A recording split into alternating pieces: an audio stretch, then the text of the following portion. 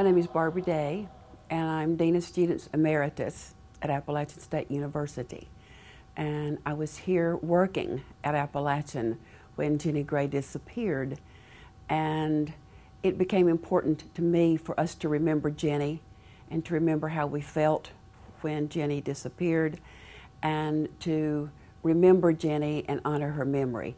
The climate of the university in 1989, I was working at the counseling center, and for me, it felt like that things were just in disarray, that there was a lot of turbulence, there was a lot of violence, and there was just a lot of questioning and worry. And I know we were very busy at the counseling center, and I think that both professionally and personally, it was a hard time for everyone here.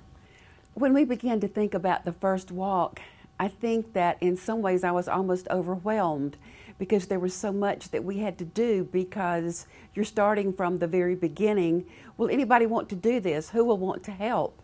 How will we get this started? Will anybody even want to participate? And with this walk, because there were so many people who had loved and cared for Jenny, it was really easy to find people to come about and say, yes, I will help. What's involved in the Walk for Awareness is a really vibrant and dynamic committee who worked together probably for about 6 months in front of each Walk for Awareness to coordinate all of these aspects, and we don't ever have a rehearsal. That's one of the interesting things about it. There are speakers, there is a crowd, there's backup sound, there are lights, and 2 destinations, 2 locations, and sometimes 3,000 people moving between them. And so to do all of that without a run-through is pretty ambitious. We talk about what we want to accomplish each year and how we want to reach out to students, what message we want them to hear. We talk about keynote speakers and themes and graphic identities and those kinds of things, so that we can create an environment for students where they have a sense of responsibility, of being part of our community, and also so that they know where they can get help or they can refer a friend to help if they need it. The Walk for Awareness, I believe, allows people in the community to become focused on their need to be careful in their daily activities. It also gives them an awareness of those around them who may not be so fortunate, who find themselves victims of crimes of violence. I think safety is an issue for each of us, and we live in what I consider a very, very safe community, but we need to always be aware, because they're just issues and situations that we can't control. The mood of the walk is one of reflection, sometimes one of sadness, sometimes one of empowerment, sometimes a mood of hope. And what is powerful is that hopefully everyone together at this one moment during the Walk for Awareness can sort of be on the same page with that. There's a weight that people bring into that space, and the silence is not absolute during the gathering phase, but it is beginning. And then we hear speakers, we hear the chancellor, we hear the dean of students, we hear the coordinator of the walk, and we hear a keynote speaker. And then we're called to silence. And then the chime rings every 2 minutes to commemorate a life lost to violence in our country. And then for the next 15 or 20 minutes, a couple thousand people walk quietly. And at the next destination, a student speaks. And sometimes that student is himself or herself a survivor of violence. And so just for a couple thousand people to be quiet in this day and time, for any length of time, is a rather extraordinary thing. And when the subject matter is life and death, it becomes palpable. The message and the meaning become palpable in the silence.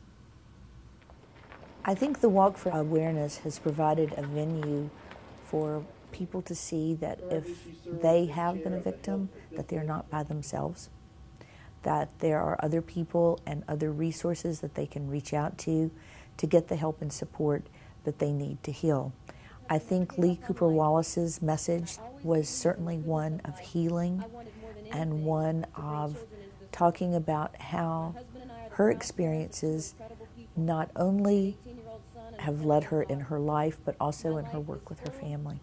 And I would hope that that message could be shared with other victims so that they, if they have remained silent about it, can reach out to others so that they can continue that healing process. Well, the walk has changed people's perception of violence and personal safety by empowering them that, you know, they can make a difference, that we don't just have to be a victim. So the idea is that it's not an issue that's going to go unnoticed, that as a campus we have made the commitment to sort of take care of each other, to promote respect, to promote safety, and if and when we do confront violence, we're going to do something about it. There's an enormous support system for students, but even with a support system, even in a lovely place, terrible things sometimes happen. And sometimes they can't be avoided. Sometimes all the right choices are made and tragedy still occurs. The Walk for Awareness is an excellent avenue to remind people of that need to be constantly aware of your surroundings and the potential for danger wherever we are or whatever the occasion may be. I think the walk is important to our campus for a variety of reasons. One, so that we'll never forget Jenny and Lee and what they went through and what they offer to us. I think that we don't want their lives and the struggle that each one of them went through, we don't want that to be in vain. I think that it is a community building event that we do at the beginning of each year that we really try to use as an introduction to our community. Welcome to Appalachian. You're part of our family. And as part of our family, we are going to protect you and we are going to help you when you're struggling. But you also have some responsibilities as part of our family, and that is to stand up and say something if you see something happening that shouldn't be happening, or help someone else out if they are in need. The walk is important because it tells a story that everybody should know, and it promotes sort of the awareness of safety and how as a community we can work together to enhance our lives and the lives of others, that nobody is alone. I think the Walk for Awareness is an annual call that we notice, that we pay attention, not only to what's happening around us, but to the impact that we can have on what's happening around somebody else and their experience at ASU. I hope that this tradition of the Walk for Awareness will continue. I think it's a positive way to begin a school year. I think it's a way for us to come together as a community. I think it also is a way for us to hear about services, resources, people that can help us. I think it's also important to hear people speak about what has happened with them, how they have overcome the notion of, I'm no longer a victim, I am now a survivor. I think that it brings hope to people. And I think that as long as we perceive that the Walk for Awareness is helping do that, I think it will continue.